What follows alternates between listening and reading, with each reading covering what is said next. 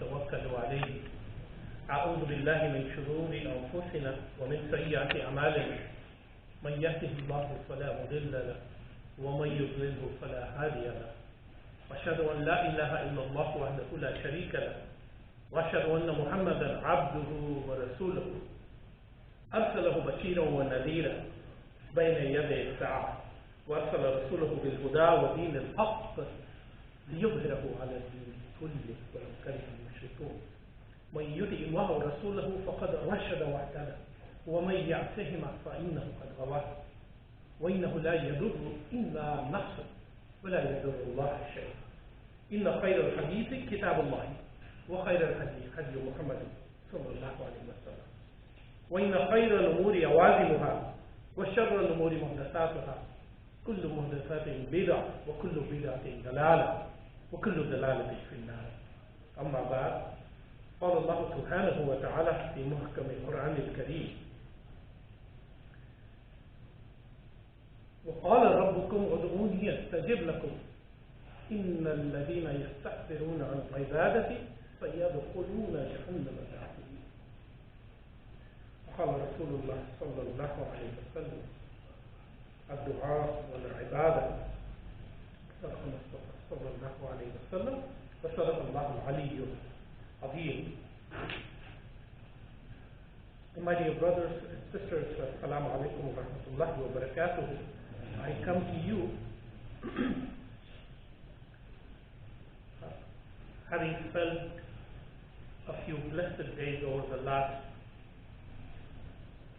week or so visiting Makkah and Mukarramah, performing the Umrah, praying the Jummah Salah at the Haram there, having been blessed to visit the radiant city, the Medina al-Munawwara, humbled to be in the stank space of our Prophet Muhammad sallallahu alaihi wasallam, around his blessed chambers, a little bit of time in the Riyadh al-Jannah, the Rawdah area. An opportunity to once again experience the unique bonds of our global ummah, Muslims from every region of the world, different countries, races, ethnicities, languages, colors, appearances, cultures, together on a shared platform, all bound by the shared faith of Al-Islam, the allegiance to one Creator, the Al-Ahad, without any partners, all attracted together by unbounded love for His beloved creation, the seal of prophethood, Sayyidina Muhammad sallallahu alayhi wa sallam. The focus on the entire pilgrimage of the Umrah and the Ziyarah being connection to Allah, being proximity to Allah subhanahu wa ta'ala, feeling and seeking Allah subhanahu wa ta'ala's presence and guidance. There is the ritual ibadah, of course, the donning of the ihram, the tawaf, the salah behind the Maqam Ibrahim, drinking from the blessed Zamzam water, conducting the sa'i. Yet the reminder constantly being of the intention that is so key to driving all our acts for Allah subhanahu wa ta'ala, doing things exclusively for Him and connecting to Him. And in this particular case for the Umrah, the significance of saying labbaik, at your service, responding to that primordial call to all souls. Labbaik Allahumma labbaik, labbaik la sharika laka labbaik. At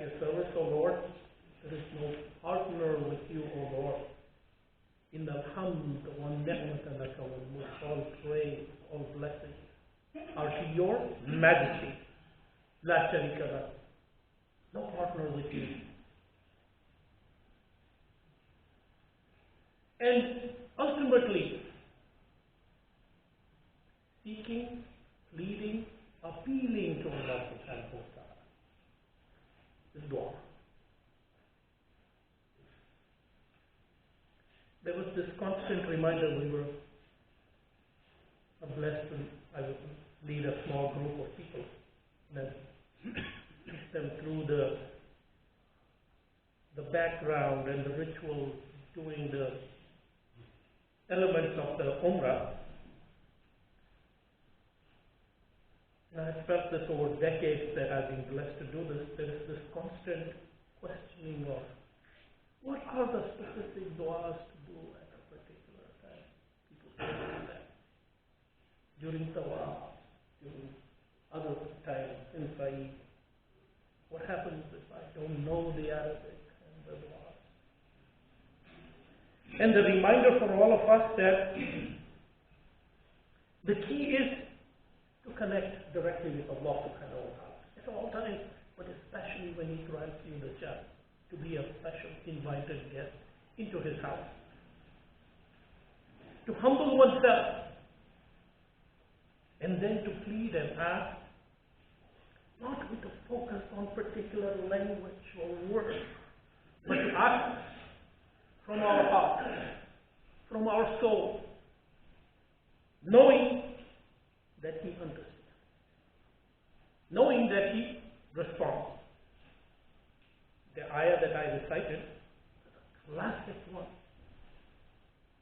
in that regard. We are asked to say and act with only astajib lakum. Call out to me and I shall respond. Ask of me and I shall hear and cover your needs and your needs. There was a reminder, particularly during this Umrah, of refocusing on the elements of sabr and salah and dua. The reminder that there will be difficulties, as we were reminded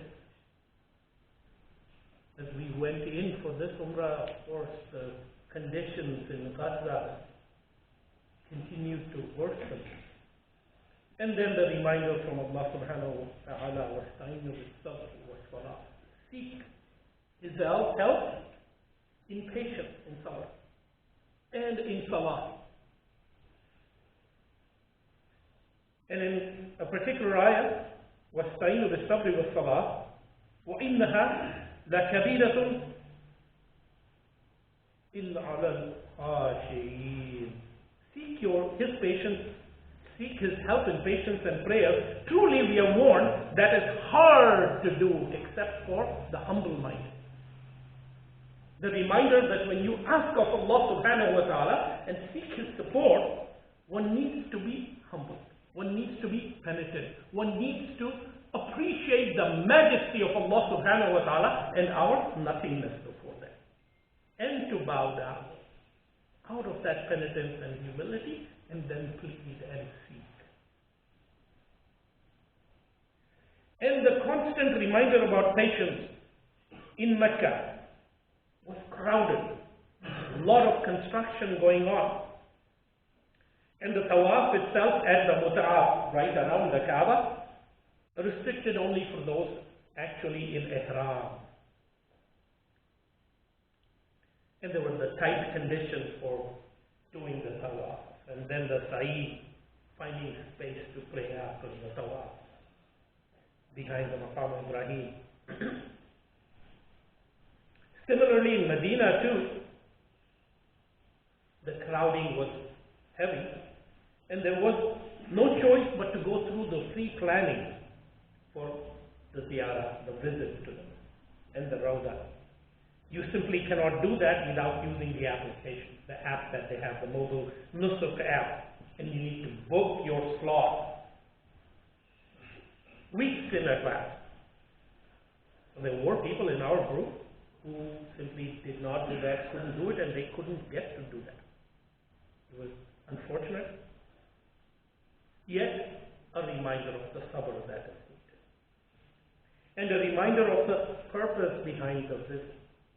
That you are there to be in the sacred footsteps and presence of the Prophet Muhammad sallallahu alaihi wasallam, and whether you get to take advantage of this app and be in the Rawda or not, you still have that opportunity to be there, to convey your durood, to your salam, convey your salam, and benefit from the radiance of the city of radiance.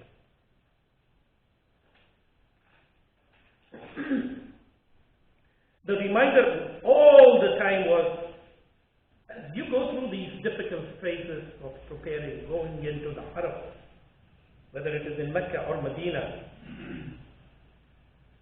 how are we connecting with Allah subhanahu wa ta'ala?